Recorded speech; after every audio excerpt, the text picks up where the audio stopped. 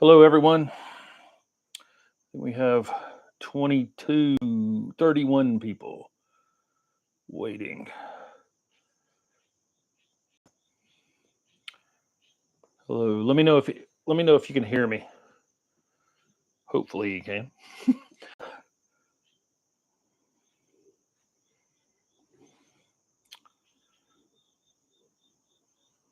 Hello, hello, hello. Okay, we've got some good questions in here already.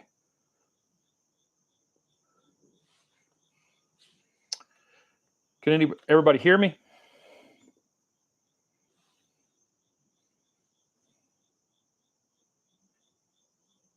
Okay.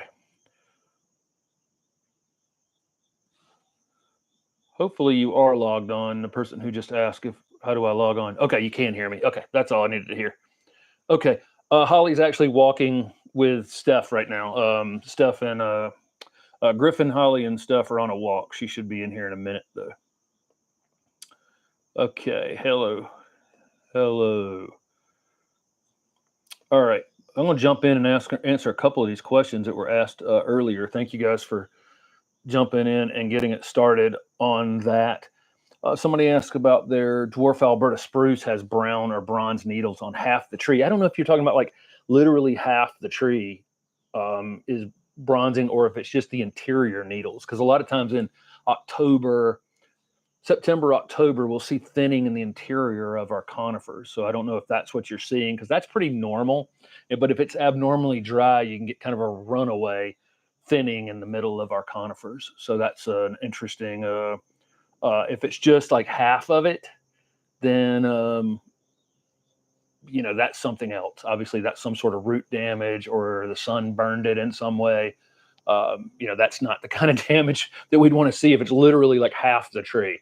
That's usually problematic. And dwarf Alberta spruce are so slow to recover from anything that happens to them.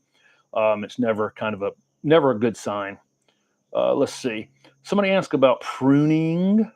Let's see. Rachel asked about pruning encores.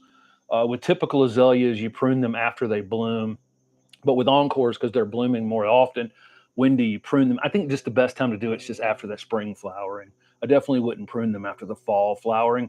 Because what happens with the fall flowering on encores is actually they just don't have time to bloom out all the flowers. And so the spring flowers are the leftover buds from the fall flowering. Um, and so that's typically how that works. But just prune them after this. Treat them exactly the same as you treat other azaleas, except for put them in a little more sun. Um, let's see. Somebody has weed fabric buried under 30 years of tree roots. Any suggestion for efficiently removing it without damaging the trees? You just have to get in there and pull the stuff out. And if it's going to damage a few of the fibrous roots on the trees, but probably not the larger kind of anchoring roots of the trees. I would do it in the winter, so the tree is a little more, it's dormant. It's not needing all of those little fibrous roots at that time. I wouldn't do that like peak summer.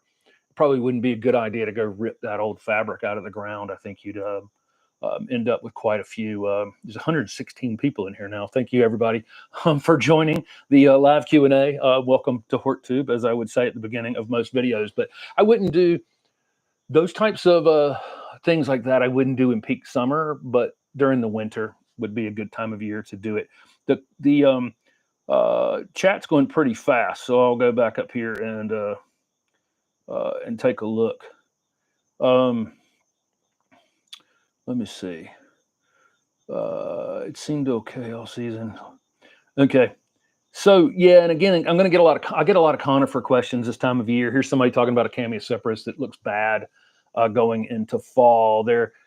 It's conifers just aren't good at letting us know there's a problem until it's significant in some way, or they're thinning like crazy, and so they're just not great at letting us know. And so those are the first plants I'm watering during drier times, during hotter times, making sure that we're thinking about conifers first, because all my other leafy plants, the vitex behind me would let me know it was dry, right? The magnolia back there would let me know it was dry. In fact, it's got some yellow leaves on in the interior of it right now. but conifers just don't let you know. They just start dropping, dropping stuff. Let's see. Um, let's see what else. Okay. How do I winterize a knockout rose standard in zone 6? Um, I don't know that you need to do anything necessarily in zone 6. If you're in zone, so okay, it would be wind related for me. If it's in an area that's not going to be super windy, I don't think the temperatures in zone 6 are going to hurt the um, the graft on it, because your tree form knockout rose is probably a grafted, was probably grafted onto a single trunk rose, um, and heck, they may not be grafted. They grow so fast. You might be able to tree form one without grafting that. The other tree roses would be grafted, but the knockout roses, maybe not. But if it is, I think you'll be fine. Zone 5, you definitely want to protect the grafts in the winter time. But in zone 6, and it's not in the super windy place, I think you're probably just fine overwintering it, just like it's in the ground or whatever. If it's in a container, you might want to just put it in the ground for the winter. We will winter protect a lot of things in the vegetable garden back here. That was one of the questions I got when we were on the road all this time. We were on the road for 6 weeks and came back to a very crazy garden here, if you saw the video from yesterday, and got on a little bit of that work today, but it's been a little bit rainy. We put the container plants just in the vegetable garden. We took the shrubs that we wanted to protect, planted them in the ground, and then they're protected. And a lot of times, if you've got a question about protecting something that's not necessarily marginal, like that rose, for the winter time, just put it in the ground. Take it out of the container, put it in the ground, put it back in the pot in the spring, and that works. Let's see. Okay. Are you and Stephanie planning to come to PDN this weekend? No, we're not. I've got my nephew is getting married on Saturday. We've got just a crazy weekend. We just got back. I really need to record some things tomorrow, and I need to get this garden actually cleaned up. And then Saturday, for those of you who don't know, I'm a big Chelsea soccer fan, and we kind of we have a 7:30 match on Saturday, and then I immediately have to get in a car. We have a watch group here in Raleigh that's a lot of fun. We have a big Chelsea group here, and then we're heading to my nephew's wedding on Saturday. So it's going to be a busy weekend for us. Let's see. Is a 2-quart Philadelphus too small to plant in the ground now in 8A, North Carolina? No, not at all.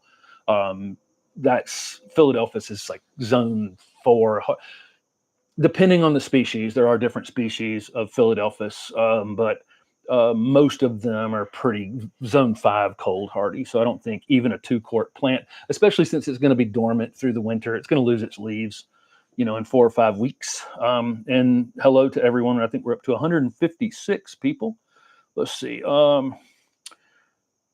Let's see. Are there? Let's see. Need stuff to help out with questions. Yes, I do need stuff to help out with questions. Let's see. Green, more deer resistant, or would it do? Okay. So somebody said they're in western central Georgia, aka Deer Central, which is the whole country and Canada. It doesn't matter where you go now. Just deer are just everywhere. They want to know if green giant arborvitae are the junior green giant arborvitae. There are a bunch of dwarf Thuja plicatas coming. So the one that Southern Living Plant Collection has is called Green Valley. That's going to be their dwarf one. I don't know about this junior green giant. I don't know if it's a PW one or who has it, but are they more deer resistant? Thuja plicata, I think, are more deer resistant. Thuja occidentalis just get eaten like crazy. And you go up into the Northeast and they're all, not all, but a lot of them, you can see where the deer have thinned the bottoms of them, where they've eaten a lot of the bottoms of the Thuja occidentalis. So plicatas tend to be, but again, I don't like to talk about deer resistance anymore. It's just one of those, if I say it's deer resistant, somebody else is going to say it's deer eat it at their house. But from just general observation, I haven't seen damage on Thuja plicatas, which is green giant is a plicata, which is a western arborvitae rather than an eastern arborvitae. Let's see. My Encore azaleas got burned by the extreme heat this past summer. What should be done? Nothing. I mean, a lot of these problems you're just going to have to live with. Whatever stresses that you had on your plants during the season, you're just going to have to kind of live with them. And through the winter, I wouldn't be cutting on things now. It'd be tempting to go out in the garden right now and start doing some general pruning. But a couple things. One, it might start in growth. We don't want growth on anything, right?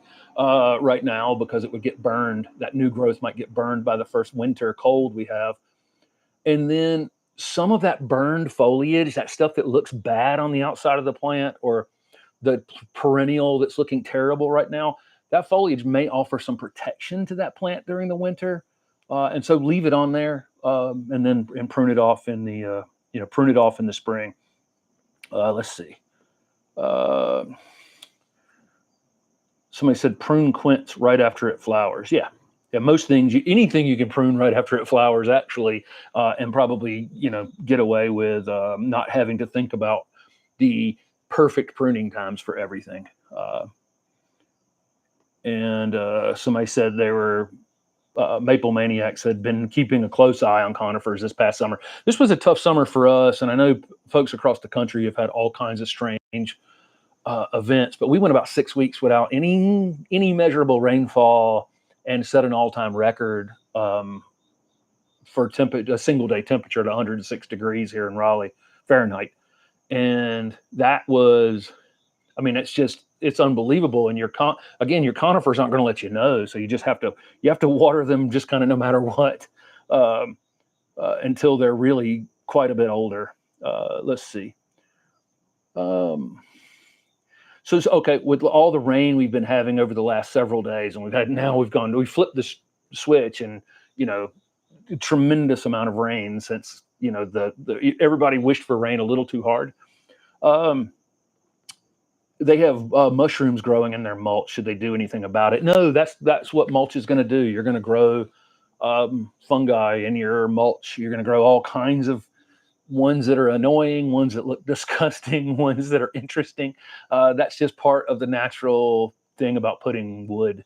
When wood is decaying, fungi are going to take advantage of it, and they're breaking your mulch down and putting those nutrients into available form for your plants. So they're doing you a favor, but I know that a lot of people want this really neat and orderly garden, and nature is not neat and not orderly. Okay, let's see.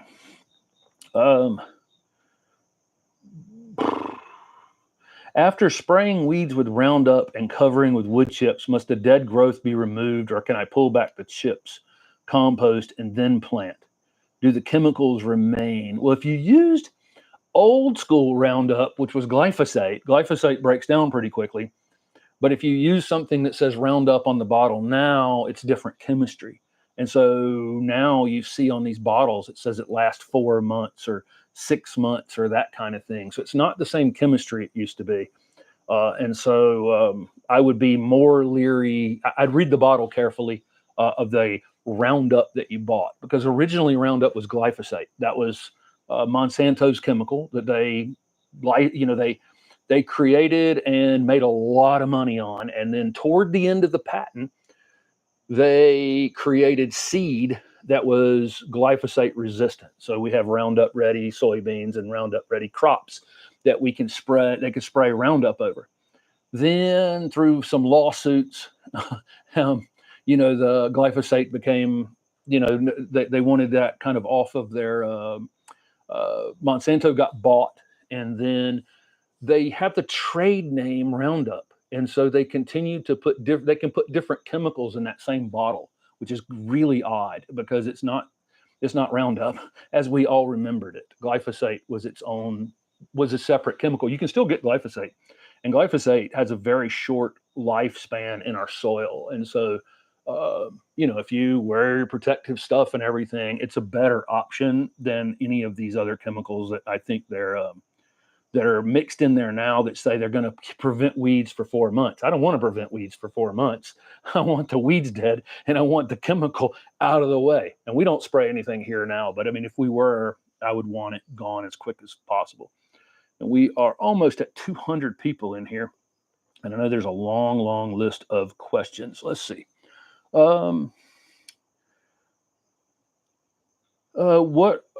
would you say is one of the coolest or unique plants you've encountered or seen out in the natural world while out hiking or exploring, or maybe one of the more memorable experiences? Going out to Oregon and seeing the big leaf maples, which are just common out there, was kind of fun last year. Steph is right here. Somebody asked to see Holly. I don't know if she can actually be seen on here. What's interesting, I think, about our journeys out, doing our more botanizing out in the wild, is that we always see something that we've never seen before. So just seeing something flowering that you would never have expected to flower. I don't think she's going to come on. She's not going to be able to get onto this camera, but she is right here beside me. And she's panting because she was just out walking. Steph is here. Okay, it's fine. Okay, we're not going to force her to get on here. Let's see. What is your personal cutoff date or time for planting perennial ornamental grasses? Now, I just don't like to plant them at this point, especially with the amount of rain we've had. As they're going dormant, they just have issues. I mean, I had issues overwintering grasses in containers that were well drained at the nursery. I just think they need a season underneath them. Now, with that said, it doesn't mean that all ornamental grasses planted in the fall are going to die. I'm not trying to say that that's, it's some extreme, of that. Okay, but there's Griffin, and Holly's over here on her bed. So it's not like it's all ornamental grasses are going to die by planting this time of year. But as a landscaper, where I was having to guarantee plants for a year, it wasn't ideal. I just knew the list of plants that I was more likely to have to replace if we fall planted them come that following spring, as they weren't emerging from the ground. It was mostly ornamental grasses, especially in our clay soil. This is probably less likely to be an issue if you're in a sandier soil. So if I was in Wilmington, North Carolina, I might plant ornamental grasses in sandier soil where it's really well drained, or if I was out in the Southwest somewhere. Probably better to plant everything in the Southwest, just because you're going to have the wetter winter, and then but it's more about my clay soil from the Piedmont of North Carolina and Georgia and South Carolina and Virginia. Okay, let's see. Wow, we have a lot of questions, don't we? When should I spray red twig dogwoods for fungal issues? What month? I don't know if you can do much about it. We saw them up there in New York and Connecticut and in Canada, and some were fairly clean, but a lot of them have leaf spot issues toward the end of the season that look pretty rough. And I would imagine that's going to be a season-to-season issue. I think less about spraying a fungicide and more about maybe thinning some of the canes that are in the center of it in the winter when you can really see into the plant, and also cleaning up the leaves that are falling off of it in a few weeks, and trying to get that fungus is going to be on the back of that leaf, which is going to be laying on the ground, and then your plant's going to leaf back out in the spring, and then it's going to rain, and it's just going to bounce right back up onto the plant, right? So anything that you have leaf spot issues on, just kind of make mental notes of it now in your garden. Those are the leaves that you're going to want to dispose of through a hot compost pile or off your property, and not using them. And then again, with that, dogwood's going to have a lot, and they're multi-trunked plants, and that's part of the appeal of them, is the beautiful the beautiful stems coming out of the ground. I would thin some of them out and try to get a little more air movement through them. And then if they're driving you this crazy in the future, just tear them out and plant something else, because fungicide, you never win with a fungicide. A fungicide may relieve the issue temporarily, but once you're on the fungicide wagon, then you're just spraying fungicide forever. And for me, if a plant's demanding that of me, it's got to go. But I'll give it a moment. I'll try to thin it out. Let's see. I spent a lot of time on each question, don't I? Let's see. What can we as home gardeners do to encourage garden stores and nurseries to promote native plants? I think that's just asking, asking for them. I think one of the issues is having growers to supply those plants. There are more than there's ever been, believe it or not, um, and more interest, general interest overall in native plants. But it's just a matter of keep asking because they're going to keep asking. I go to Mance in January, which is the Maryland Nursery Trade Show. Cultivate. I'm going to one in Dallas this Sunday. I'm leaving Sunday, and other places. And so it's just a matter of keep saying it. I mean, it's just, it's going to be, nurseries are going to have, if there's a financial reason to do it, more nurseries are going to grow them. But it could be, again, that the garden center just literally doesn't even have the opportunity to purchase a lot of natives. And I'm not, I think native plants are super important, and there's a lot of native plants in this garden. But I'm not, all in completely on natives either. So I have lots of plants that are non-native, and I enjoy going out into our native world and hiking and finding and discovering plants. And Steph and I do a lot of that, a whole lot of that. And I love having conversations with people in this industry. It's so funny, the people in this industry, like I go to visit Bobby Green, who's introduced all these camellias, one right here next to the porch. And, he's breeding Father Gilla, great Southeastern native. And I go to Buddy Lee's, and you guys have seen his native meadow and all the native plants he's doing. And I go to Tony Avent and I put a microphone on him and go, hey, Tony, show us 10 plants or something in this video that are looking pretty good. And 9 of them are native. I mean, he's, a lot of these folks that love Asian plants and breed Asian plants are also lovers of native plants. So, it's a fun world out there, but I don't think that, I think there's still space for other plants that are non-natives, that aren't invasive. I mean, that's the main thing. Non-natives that aren't invasive. Let's see.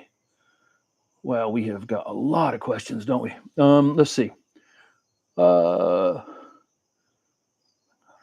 Okay, so somebody said they're having a bad drought in central Ohio and they've been watering their conifers twice a week. That's a pretty good idea, I think, when you're,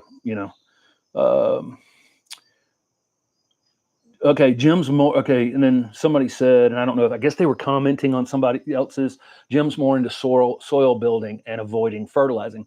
I do fertilize in the spring, and I've said for years that fertilization is almost just to show you guys how little I fertilize, and it's true, I fertilize very, very little. We came back and fertilized the front garden annuals with some liquid fertilizer that we had left over from our seed starting operation in the house, with some fish emulsion, basically, that was like 3 years old. And I told Steph, I was like, oh, this bottle's so old. It was a big gallon of it, and we had used 20% of it in 3 years. And I said, just use it up. And so we used that liquid fish emulsion out in the front garden. And that was it. I mean, we fertilized less this year than we had any other year. And we left for this 6 weeks, and this stuff just went absolutely bozo while we were gone. And it's growing off of broken down wood chips, broken in compost that we had used out here originally, and this mulch breaking down, and the pruned pieces of plants that I'm pruning off of things and throwing under them and breaking down. And it's such a good feeling to come back after 6 weeks and have seen the garden in the crazy manner that it was in, because it just, again, confirms what I've been saying for a long, long time, is that we just need to start the natural order of things. It doesn't need a whole lot. Now, that doesn't mean that every garden, every piece of soil in America is as lucky as I am here. That's pretty obvious, right? I mean, there's going to be gardens out there that are iron deficient, or the pH is just wacky out of balance in some way. There's going to be places where people are going to need to amend for sure. But the vast, vast majority of folks watching, just need to get the engine going of compost and wood chips and hardwood mulch and all these things breaking down, and getting them all going. Okay. Let's see. And then somebody said conifers. Maple Maniac said conifers was my focus this past summer because they are water wise. They are in fact water wise. They just make me paranoid because when it's dry, you just don't know if they're dry at all. Oh my gosh! And since somebody said Arsenal are by far the greatest team. I did watch Arsenal. I watched the Arsenal match this afternoon. I did. And Steph's sister is a giant Arsenal fan and has season tickets. Let's see. Lots of high Jims, high Steph's. And then Griffin was here just a minute ago. If you haven't seen him, I don't know how far down these questions actually are at this point. When to know if a plant is dead? It's completely brown. Okay. So go out and scratch the bark on it and see if there's any green underneath the bark, just with your thumbnail. That's how I go about inspecting. So we came home and the Korean lilac, the Miss Kim lilac out here is halfway dead. And before we left, this was in yesterday's video if you haven't watched it. Before we left, I saw that side of the plant was looking off color.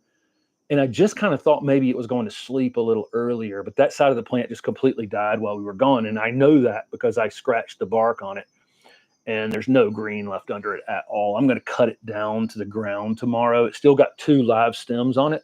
And I think it will probably come back from that, but that's the way you do it. And then the other thing is you can bend a limb, and if it's still pliable, sometimes it's probably alive, but if it snaps, it's dead. But usually when something turns brown this early, it's probably not a good sign, right? Okay, let's see. Oh yeah, I'm way behind on questions, aren't I? Let's see. Love seeing Griffin. I have an Airedale Terrier just as crazy. Yes, he's absolutely wide open. That was one of the questions I got the other day. Was there any problems crossing the border with the dogs into Canada? No, not at all. We were supposed to have the rabies shots, the only thing that Canadians require, and they didn't even ask anything. And we had our papers to go, and then we were told coming back into the States we needed to fill out some sort of piece of paperwork, and they actually, in the U.S., opened the door on the van, looked in, and said, "Thank you guys, welcome home," and looked at the dogs and didn't even ask about them. So that was no issues whatsoever crossing into back and forth into Canada with the puppies.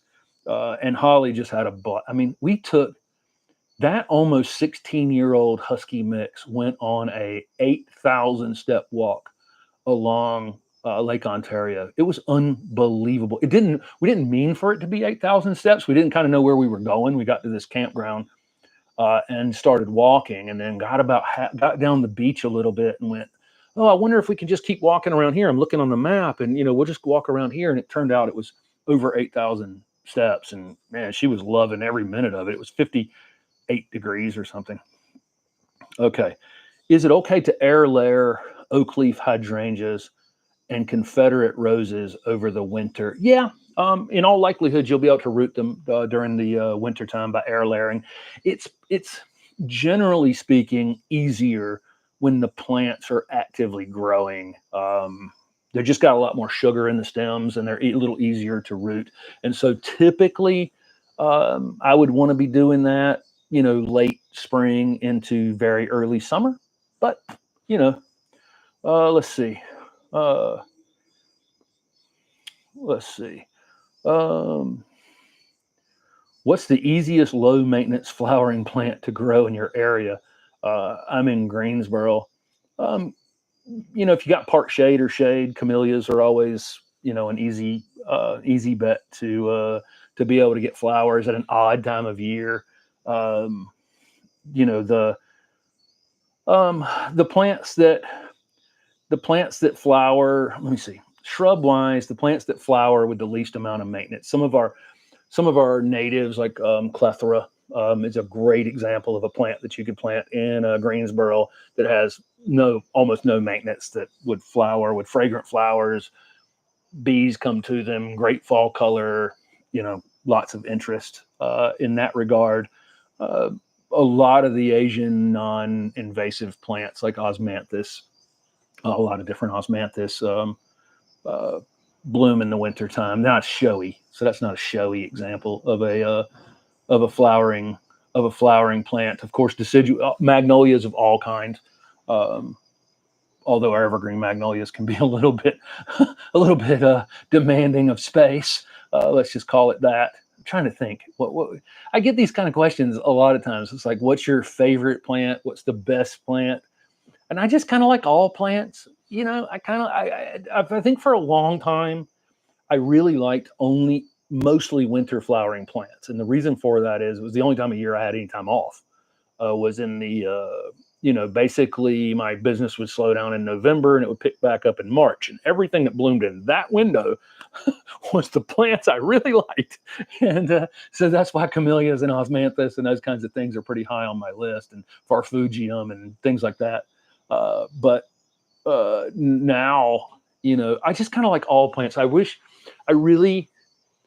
don't want to solve, I'm always fearful. I say this plant's really great, then everybody's going to go plant it. And that's not really, we have thousands and thousands of things available to us all across the country. And I'm more interested in people going and finding the thing that I don't have rather than the thing that I say I have, right? And then you can show me the thing that I don't know.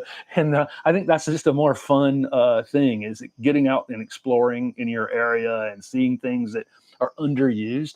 Oh, somebody left this container at the house while we were gone. I'm going to put it in the sun. I still am going to do a Sunday Q&A. I've already got the questions from your guys' last two Q&As, but somebody left this container out here, and this rock painted with Holly's photo. And if Steph comes back out, I'll have her bring it out here. It's unbelievable. Let's see. Let's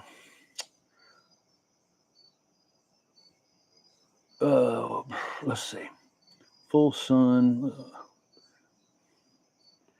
Jim and Steph are secretly introverts. Yes, from the video I put up yesterday was just having the garden completely closed us in, and we look like introverts in here. Like nobody can come and visit anymore. What is a good plant to plant in deep shade in Zone 8A, Atlanta, Georgia? There's lots of Akuba, and I've done a lot of shade plant videos on the channel, and that's one thing I would like to point out during this video is everything is in playlist on the channel that I've done. And so there's an entire shade plant playlist of all the things that are good for shade. But, there's rhododendrons and alyssium and, just a lot of plant. Any plant that I've ever done that would work well in shade is in that playlist. That's another thing that's happening is I'm moving the 72 videos from the Garden Plants with Jim Putnam channel over to this channel. And we've started shooting more of those videos. And so I'll talk more about that upcoming. Well, let's see. Does Shindo viburnum need to be pruned? Was wondering if I should be pruning or taking some off the top in order to encourage more width. This is their 4th season in the ground. That's totally up to you. I mean, they'll be fine without ever being pruned, probably. But the one issue is with something that grows like 20 feet tall, I kind of want to slow them down a little bit in the process of them going to 20 feet. Just to make sure that I do have a good amount of limbs down toward the ground. Because once it gets up to 20 feet, it's going to be hard to make that decision, right? To go and cut 5 feet off the top of it so that you can fill out the bottom a bit. So I probably, if I'm trying to create a good screening plant like that from a leafy evergreen, I'm probably going to let it grow like 2 feet. And then I'm going to take 6 inches off and then let it grow 2 feet and then take 6 inches off. This is not exact, but you know what I'm saying? You're just going to take off maybe a third of the growth each time after it does each time it does a growth spurt, and that will encourage some additional branching down in the interior of the plant and have it be fuller in the future. If you've got the room for the width, then that's a good idea. If you don't have room for the width, keep in mind that top pruning it will make it wider and maybe wider than you want it to end up. Um, okay. Somebody, can you tell me if I can go ahead and put my 6-month-old rooted cuttings from Thuja Green Giants or leave them alone until next spring? I guess they want to know if they should plant them or leave them alone. Okay. They're growing together in a plastic tote under mist. Um, I'd probably at this point go ahead and just leave them where they are until March.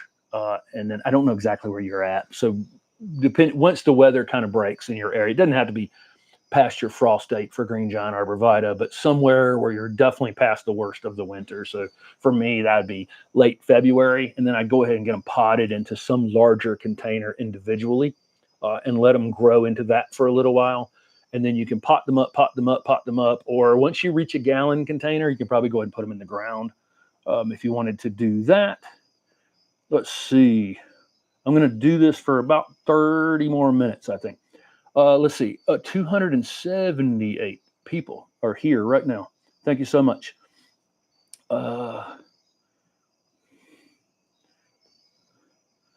Let's see. We have a lot of questions. Somebody said your hot blonde maple looks like it's grown a lot. It has grown a lot. It was laying on the ground back here, though, unfortunately, coming out of winter. I talked about that. That's another thing. I put up 18 tour videos breaking down every plant in the garden. And I talked about the hot blonde in that video. It's probably video 14 or 15 in that video series. They're all in a playlist. Complete Garden Tour is what it's called. If you want to go back and watch the 9 hours of Jim talking about every plant in his garden. For some reason, that hot blonde fell completely over to the ground in the wintertime. Something chewed on the roots. I don't know what it was. And I was pretty sure it was dead, but I stood it up, staked it, and it just came out like gangbusters this spring. It's grown a ton. It's over 6 feet tall back there. How do you remember the names of all these plants? It's just, I've been doing this. This will be 40 years this next year. And I talk a lot about to folks that ask this question or they're just getting started. And I think it takes about 3 times engaging with a plant to remember it. So Steph and I, in our botanizing up in the Northeast, and we went to a lot of the public gardens, and you guys saw some of the videos from that, from White Flower Farm and the Norfolk Botanic Garden, and we got to spend a day at Mount Cuba with Sam. He gave us all basically a whole day of hanging out with him, and we didn't do a video there, but it was just the best day nerding out on native plants. And so we do a lot of that, but then we like to get in the woods and look for things. And it takes, you'll see it and you'll identify it. And then 5 months will go by and then I'll see it at Plant Delights, or Juniper Level Botanic Garden in the ground, or I'll see it somewhere in the ground. And then I just have to have multiple experiences with that plant in order to remember it. And that's pretty much the way that goes. When I was a landscaper, it was much easier because sometimes the way you would familiarize yourself with something is you go dig 100 holes. So yes, you'll know blue rug junipers really well if you spend a day planting them on a 45-degree slope, 150 of them or so. You'll know a lot about them at the end of that day, more than you'd ever want to know. So that's kind of the way, but it just takes time. And some people are going to be good at remembering the names. I mean, hanging out with Tony is just a trip. I mean, he can tell you the 7 other species of the plant and the counties that they came from. My level of memory is never going to be that good. So some people, there's memory works different as well. But again, I think you have to see it about 3 times. Can Platinum Beauty Lamandra be rejuvenated, pruned in coastal South Carolina? Yeah, but you would do it in late winter. I'd probably want to see a little bit of new growth starting from the bottom, but not so much new growth that I'd be cutting it off, right? So I want to see a little bit of new growth emerging from the bottom of it. So coastal South Carolina, that might be March 30th. Something like that you start to see some new growth on it. At that point, you could just take the, off with its head. Again, cutting back those grasses like that is a little tricky because if you let them grow too much, when you cut them off, those blades don't grow from the tips. and it'll just have that flat look on the top of them. So make sure you're not letting it get too tall before you do that, because we don't want to cut the new pieces that are coming up. My May night salvia is still in bloom here in 7B, Tennessee. That's pretty wild because mine blooms super early in the season, and it's just done for the season. Let's see. How do you feel about meatballs? I love when Jim talks about meatballs. Meatballs have a place, right? I mean, they do have a place in landscaping. It's just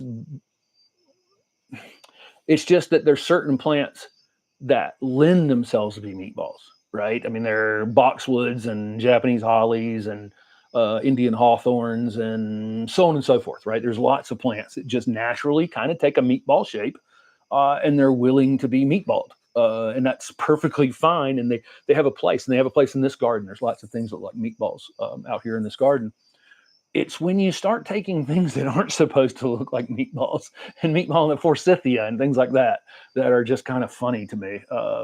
Unfortunately, there's a giant disconnect. I live near NC State University, which is a great horticulture school, but it's a big giant disconnect between the horticulture program and the maintenance on the campus. The maintenance on the campus is it should be called Meatball U. It's just bizarre. And somebody said the video yesterday was great. Thank you guys for watching that. I hadn't gotten as many views on videos overall in the last couple of months because we were so disconnected on the road, and I was putting up those 18 videos, which a lot of you have seen me do the full tour video last year. So it just wasn't, there weren't that, there haven't been as much interest, but I put that video up yesterday back in the garden, showing off the garden in a different kind of way. And lots of people watched it. So thank you guys so much. I'm in zone 8A here in Raleigh. It was 7B before the new map came out, and I can still consider it 7B. I think we're still going to get temperatures that are, at or around zero occasionally, once every 15 years or so. It just is what it is, right? Just because my average low temperature is now higher doesn't mean I'm not still going to get my all-time low temperatures, right? It doesn't change that. So that's the interesting part about the map. The map just kind of became a little less useful in the last update, unfortunately. And I think one thing that Tony pointed out, I did the video with Tony Avon about the map update. And in that video, he was on the committee for the previous update. And on that previous update, they had asked that when you come out with another update, please put the actual low temperature that each area received.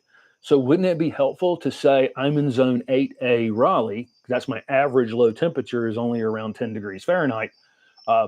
But during that 15-year data set, we had a night that was 4 degrees.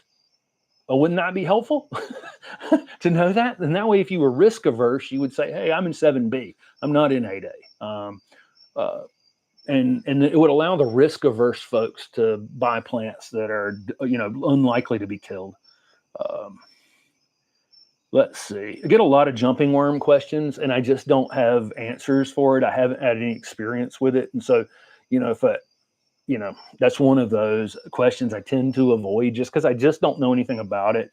You're probably most likely, I would contact your extension agent. Use your extension agent, the system that's in your state. They're going to be the first to see issues in your area. Get on mailing list for your extension agent. They're going to be the first folks that are seeing issues in your county, in your state, and may have some helpful information, for you on some of those types of issues. I'm a big proponent of using the extension service. Somebody says, I have a spiderweb fatsia struggling in dry shade under a large oak, despite constant watering. Should I find a better spot? I don't know how long it's been in the ground. So when I get a question like this, I would say that if you were in your third season of it in that spot and it was still struggling, I might move it. If you just planted it this past spring and it's struggling, that doesn't seem like that's a long enough test. And maybe this winter, it will figure out a way to get it a slightly more established. I don't know if this is a live oak. He's in Florida, zone 9A. So it may be a live, maybe an oak that doesn't even go dormant or doesn't lose its leaves. I don't know. But if it's only the first season, then really hard to judge things on that. I get all these questions like, I planted it 3 months ago and it's not my dream. All my dreams have not been realized.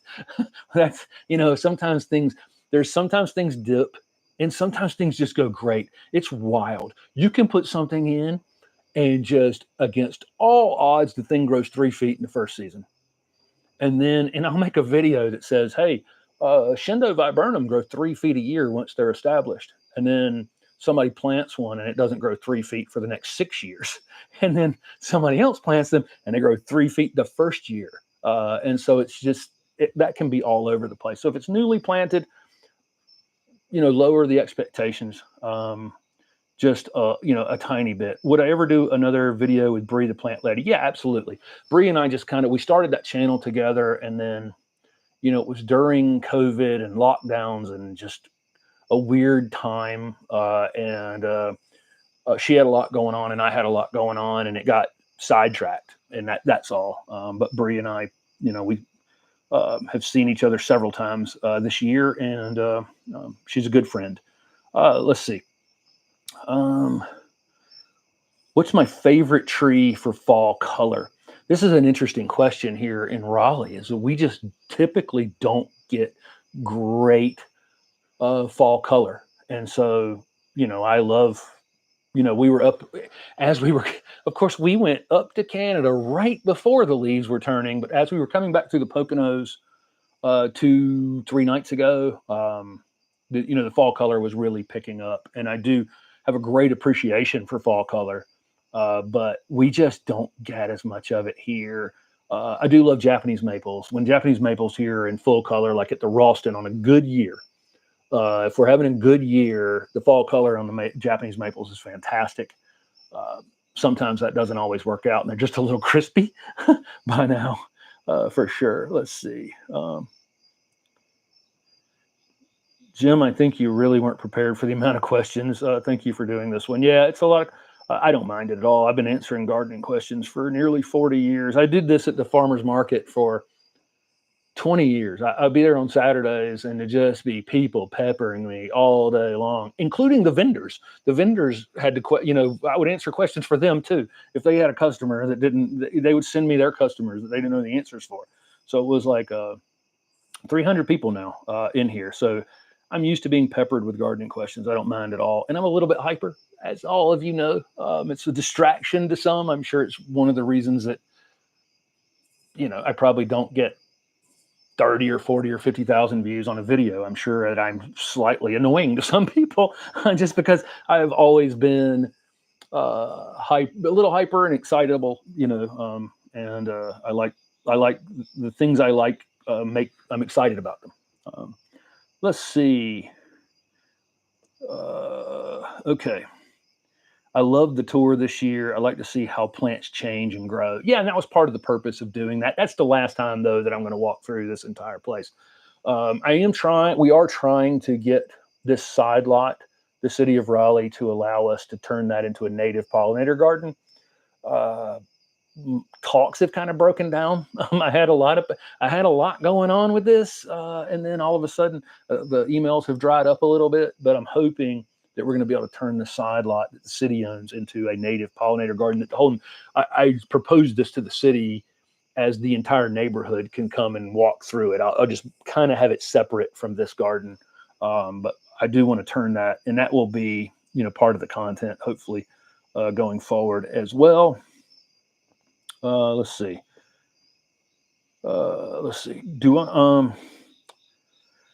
Do you treat soil or other conditions for your herbs different than your perennials? So I saw this one earlier. Thanks for asking it. Again, no, not at all. See, I just don't treat the soil, right? I mean, outside of using compost and organic material on top of the soil. So if you're asking me if my perennial beds are different from my herb beds, no, not at all. Literally the exact same. The herbs are in a border along the side of the vegetable garden. That was originally a little bit of compost, then it was wood chips, and now it's hardwood mulch. And most of the herbs are in that space. And all of our perennial borders, the exact same thing. And they perform, equally as well. So no difference whatsoever. And I really don't think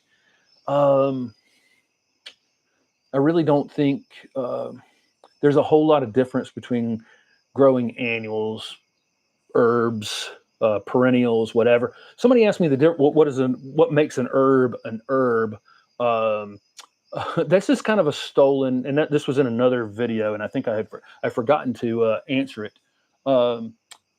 Herb just comes from herbaceous. Originally, it's kind of a hijacked word. It's just short for herbaceous, meaning plants that don't form woody stems and die back to the ground. But then it got usurped for plants that are used for treating human conditions or used for spices or whatever. So that's the only difference. But an herb is but there are woody herbs as well. And so once the word got usurped from herbaceous down to herb and then became about humans, we then also added woodies into that, like rosemary would be an example of that as a non-herbaceous herb. Herbaceous, again, just means it doesn't form wood, and it dies back to the ground in the winter typically. So it's kind of a usurped word. Let's see. I probably just forgot the end of another question. Jim is a lifelong New Yorker. I really enjoyed the New York video. You followed the trail of excellent plantings. Bryant Park is a place I paused in regularly, and the temperature is actually lower there. The temperature is in fact lower there, and it was a hot day when we were there. I have another video coming where we start from Little Island and then go down down a little further along the river and end about where the 9/11 memorial is, without going into the 9/11 memorial, because I didn't want to be filming in there. It is a place where people don't need to be filming. It's always weird being in there and watching people take like glamour shots and stuff.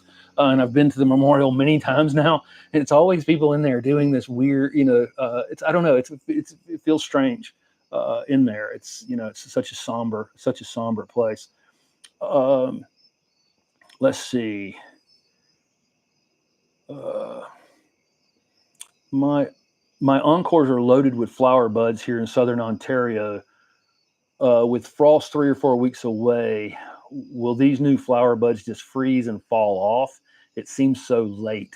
Well, they should be budded up and they should bloom here in the next few weeks. Hopefully, those buds will open before you get super, super cold. I don't know where you are in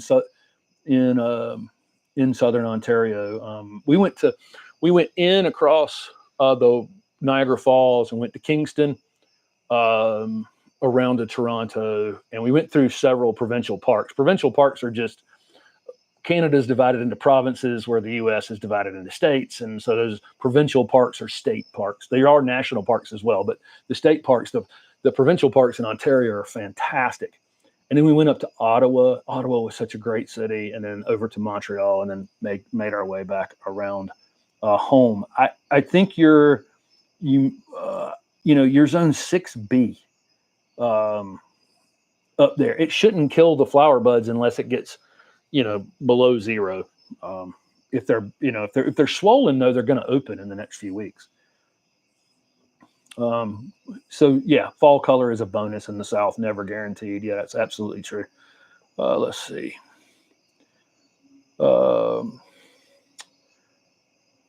You're definitely not annoying. Well, thank you so much for that. What upcoming plants are you excited to hit the market? I was actually on a phone call today with Southern Living Plant Collection, looking at plants for upcoming plant releases, and I know of some others outside of those collections as well that are coming. There's so much plant breeding going on, such high-level plant breeding, that we're just going to see massive breakthroughs, and I think we're going to see more native plants that we don't know currently. We all know Rudbeckia, and we all know the coneflowers and the black-eyed Susans and those kinds of things. But there's a lot of other great native perennials that I think we'll see kind of introduced to the American landscape. And I think camellia azaleas are going to hit the market in a big way. It's not a cross between a camellia and azalea, has nothing to do with azaleas whatsoever. But there are a lot of different camellia species. So Camellia sinensis, for those who don't know, is tea. If you like drinking tea, that's what it is. It's a camellia.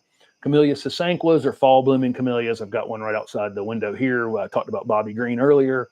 Camellia japonicas tend to bloom after the beginning of the year, although I've got one that's fall blooming. It's always an exception in horticulture, right? We have several other species of camellias as well. There's another species called Camellia azalea. Will be the most confusing thing that's ever happened in horticulture, but again, has nothing to do with azaleas at all. But they're summer flowering camellias, and we're going to see those hit the market in a pretty big way pretty soon. So that I think that's going to be a fun one, and some other things too. Let's see. Okay.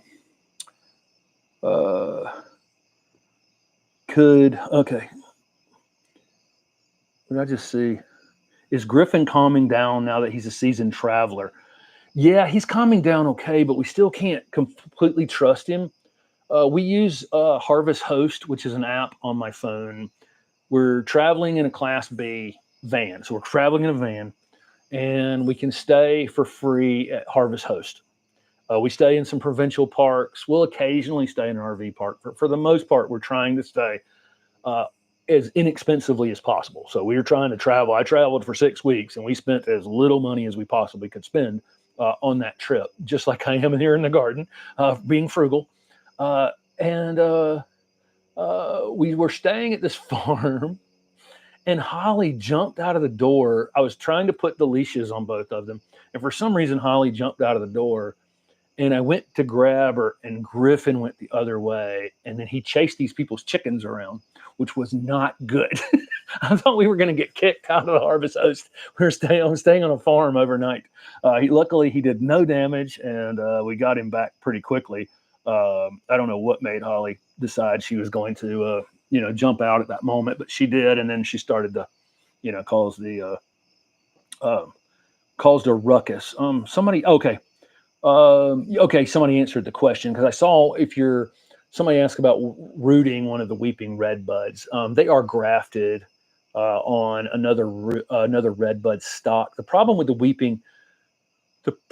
with rooting a weeping plant like that is it's kind of difficult to get it to grow vertical at some point, because all the branches are trying to spread across the ground. So typically, most weeping plants are going to be grafted, or some of the newer cultivars, maybe its own root system may not be adequate for the plant. So the reason that a lot of roses are grafted is, you're blending all these roses together, and you're trying to make this perfect red rose, right? You're trying to make this perfect red rose that has all these beautiful petals. It's velvety and it's fragrant, but its roots are terrible.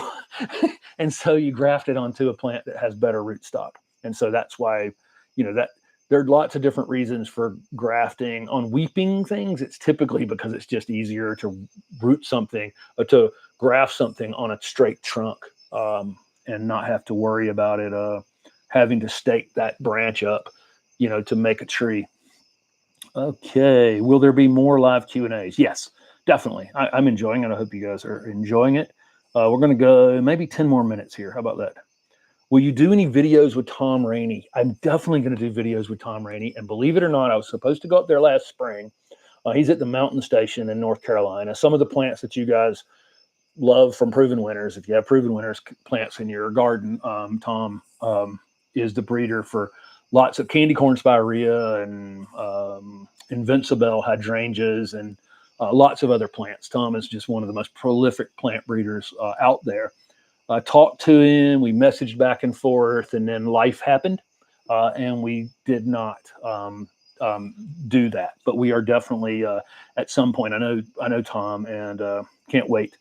Okay, and then somebody asked, how was the Jason Isbell concert? Well, here's the craziest thing. I went all the way to Canada. I had tickets to Jason Isbell concert in Montreal on September 14th, and he canceled the concert uh, due to illness. And I'm guessing it was COVID or something, but canceled there and Ottawa.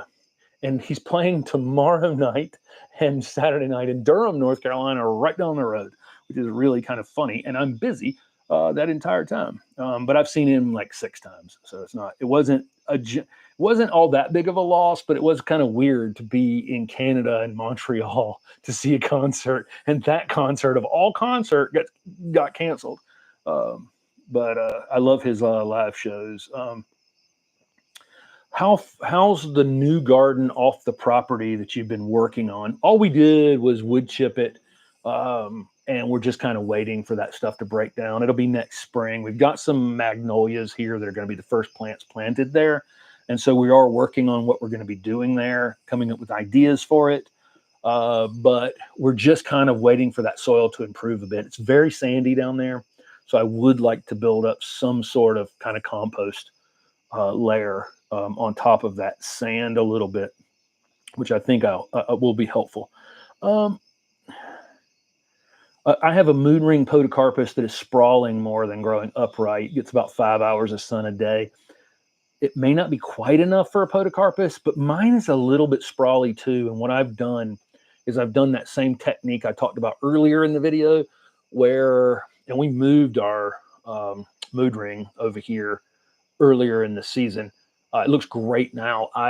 Every 2 feet that thing grows, cut it 6 inches back, and it'll thicken up in time and be a much more sturdy plant.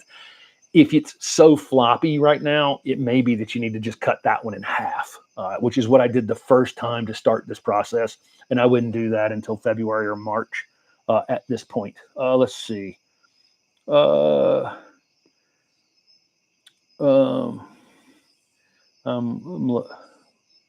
I'm loving this. Hope you do it again. Will you ever visit Gibbs? Yeah, so I've been to Gibbs Garden. I've been to Gibbs before. I haven't before I had the channel. So a lot of things, there are a lot of gardens that, I've been to, over 30, almost 40 years in this business across the US, long before YouTube ever existed, and would have never thought about filming them. But it is another place that's on the list of things that I would like to film at some point down in Georgia. Very soon I need to move a winter snowman camellia in zone 6B. Would I replant it now and overwinter it? Should I replant now or overwinter it in a container? If it's, I don't know, from the question, I don't know if it's in the ground currently. If it's in the ground right now, I would probably just let it be in the ground over winter and then deal with it in the spring. If you're saying it's in a container, you can just overwinter it in a container, but in zone 6B, there's going to be a few nights during the winter. It's going to need to come in a garage and be protected. You don't want the roots to freeze solid on a camellia. Even here in zone 8A, all the nurserymen in Johnston County who are 30-minute drive from here will have their camellias in poly houses during the wintertime, which are probably adding between 5 and 10 degrees to the nighttime temperatures. So even here in zone 8A, camellias require winter protection in containers. They just don't like their roots to freeze solid. And so I wouldn't want it in a container outside during the wintertime. Saw your neighbor Bobby Modern this past weekend. Sarah Duke's fall plant sale. Okay, nice. Bobby's super nice guy. That Duke Gardens video has a lot of views now. It's such a great garden. It really, really is a great garden. And Bobby's such a nice guy. Maybe it's been asked, but where's Steph? She was on here for about 30 seconds earlier. Let's see. Yeah, there's several Gibbs Gardens questions. I like it when Jim goes to Mr. Maple. Yeah, we'll go and visit the brothers at some point, and we'll probably go out. They bought another nursery out in Oregon. I think we'll probably visit that at some point as well. Kind of looking forward to that. There's Allie, who edited some of the videos or has edited the videos for the Garden Plants channel and designed some of the T-shirts that you guys have bought as well. I see Allie asking a question. I got a Golden Falls redbud on clearance, but don't have a place in the ground yet. Do you think I can keep it in appropriate size container for a few years? Yeah, yeah, definitely. And she's in San Diego, so your issue will be keeping the roots cool, not keeping the roots not keeping the roots warm, probably. So I would have that. I would have the container shaded a little bit somewhere because I think that the roots would just absolutely cook on a redbud in Southern California. Um, Love your talks. Will you ever travel to Florida? I'm in Florida every winter. We did video content in um uh, down there in several places this past winter, and we spend I don't know, I don't know. I feel like I'm down there.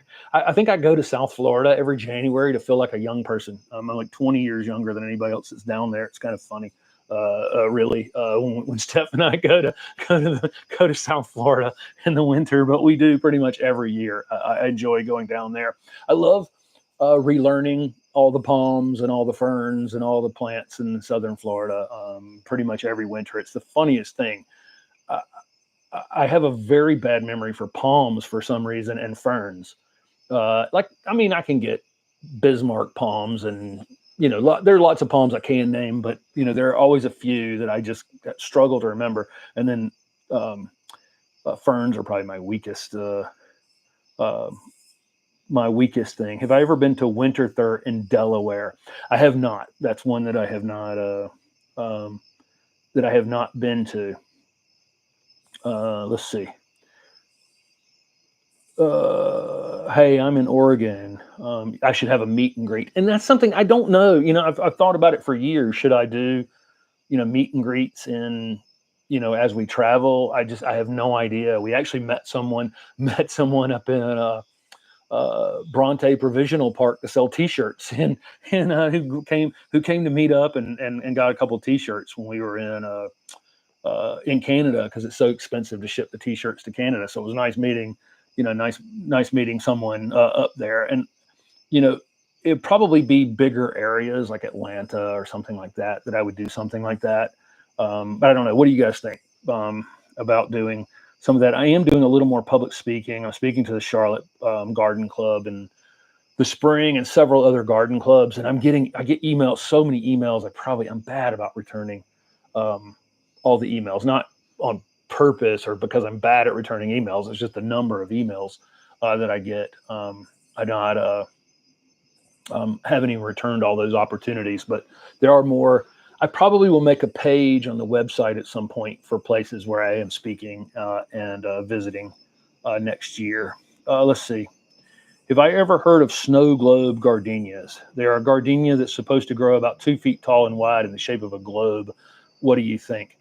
I don't know that variety, but again, there's so many new plants being introduced that yeah, but the funny thing is this snow globe gardenia that's supposed to only get 2 feet tall. I mean, Radican's gardenias are ground cover gardenias, and I've seen those 3.5 to 4 feet tall. So they'll probably exceed, the height and size that's on them. Keep in mind, gardenias in general are pickier as a group. And so don't beat yourself up as a gardener if you're struggling with gardenias, because sometimes you plant a gardenia and it just hits the ground running and it's the greatest thing ever. And then you'll plant 3 in a row after that and just have them struggle and languish and not be great. Let's see. I vote yes. Okay. I'm going to give this about, let's do a couple more questions. Definitely add your speaking schedule to the website. I'll do that, CC. Hello, CC. Are you? It was nice seeing you earlier this year. Let's see. Ran into Dr. Durr at Farm 411 in Athens 2 weeks ago. What a nice man. Happy to chit chat and answer questions. Had to mention y'all's channel. Okay, well, thank you very much. I need to get back down there. Him and I were supposed to do a video together. A few months back, we went down and did a little bit of content at Ram and Tom Giberson's house, and we were supposed to see Dr. Durr then, and it fell through. Which is what happens. He's very busy. He's very in demand. It's such a crazy thing. This channel has afforded me the opportunity just to email Dr. Durr and chat with him and be friends with him and Dr. Armitage and those other things. So I thank you guys so much for that. These were people who I had textbooks from, and they were, if you go in any nursery across America over the last 30 years, you'll see Dr. Durr's books, on the bookshelf behind the counter, where we all use the propagation manual and we all use the woody plant manual.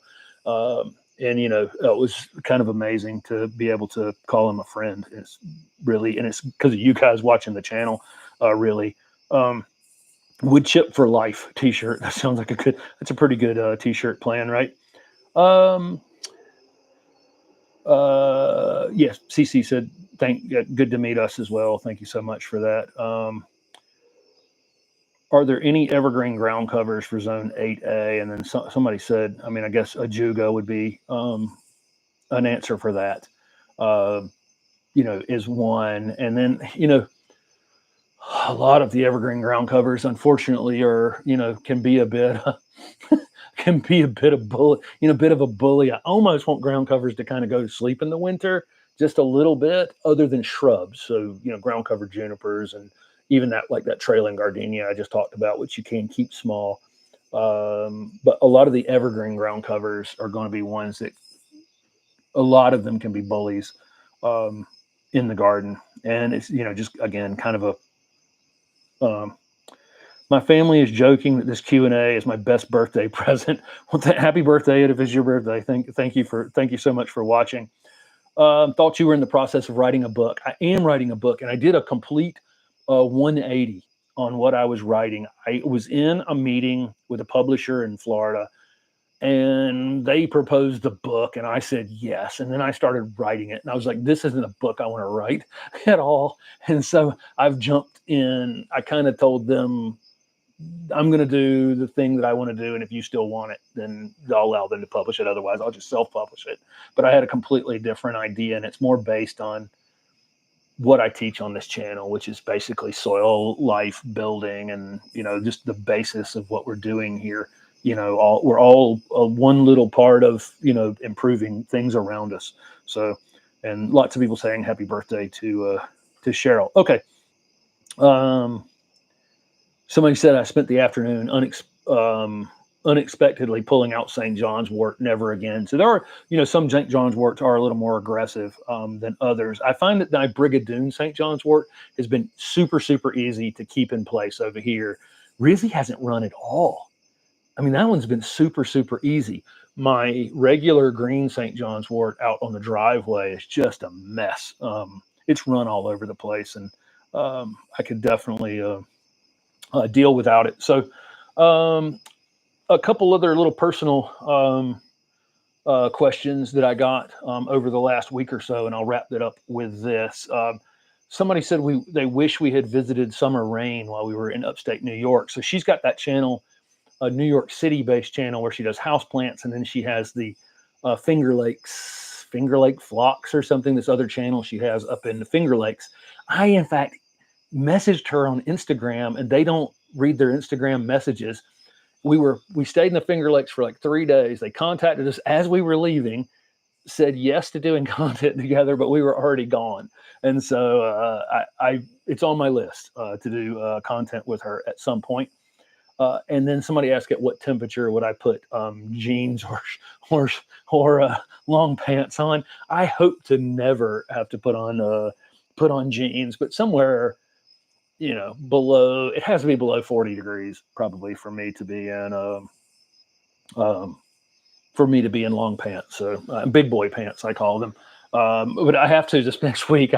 So when I do public speaking and those kinds of things, I have to pack up my big boy pants in my suitcase for this next week. So I got 5 days representing Southern Living Plant Collection over in Dallas for a garden center event this next week. Let me see. Thank you guys so much for participating. I think we're about an hour and 12 minutes or something like that. If you like this format, you can continue to comment. The comments will show up. I'm just going to publish this video on the channel, and folks can watch it afterwards. So hopefully People will watch it after it's up on the channel as well. Thank you guys so much for following along with the channel. And the weekly garden planner is $40 off for this month, and it's linked in the comments right here, or linked in the description of this video if you're interested in that for the month of September. Thank you guys so much for watching.